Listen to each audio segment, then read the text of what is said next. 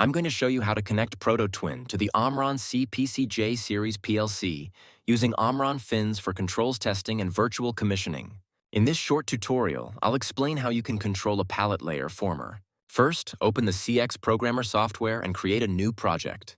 Enter the device name and device type, then open Settings, Driver, and choose the connection type and enter the IP address. Now click OK. After that, select Symbols under our program and insert 5 new symbols. You can leave the data type as bool for each of the symbols. We'll use the first 3 bits of the first working register for the in sensor, out sensor, and end sensor, and the first 2 bits of the first output register for the conveyor and pusher. Now we're ready to create the control logic. Swap to section 1 and insert 2 rungs below. Add 2 input open contacts for the in sensor and out sensor and 1 output coil for the conveyor.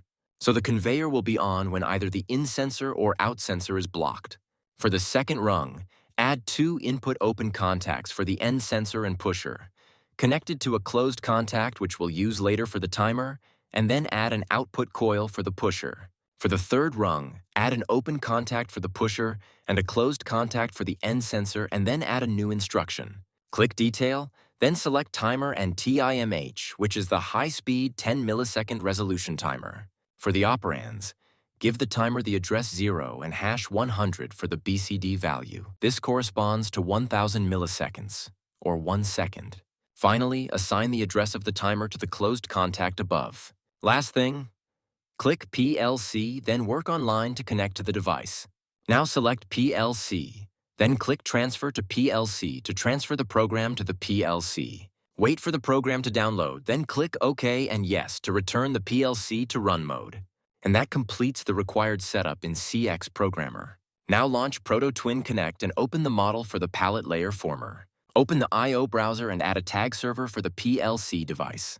Select the Omron FINS protocol. Enter a name, the IP address of the device. Change the remote node to the node network number, and then click Save. After that, click the Add button to manually add the tags. Enter a name, the address which we previously specified in the CX Programmer software, and leave the data type as bit for each of the tags. I ask you to please refer to our documentation page for help here, since ProtoTwin uses a slightly different addressing scheme to CX Programmer. You can click or Control-click to quickly create bindings for all the tags.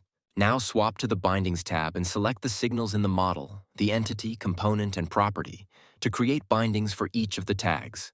The tags in sensor, out sensor, and end sensor have the mode write to PLC, and conveyor and pusher have the mode read from PLC. Okay, now we've set up all the bindings, we can run the simulation. Notice how when the in sensor or out sensor gets blocked, the conveyor motor's state is set to true. And when the end sensor gets blocked, the pusher actuation controller state is set to true, then reset to false 1 second after the end sensor gets cleared. And as you can see, the pallet layer former appears to be working correctly with the value of the tags being updated in the bindings table. And there's just one last thing I want to show you. If you went online, then in CX Programmer you should see the values of the tags being updated. This may help you debug and understand your control logic for your own machines.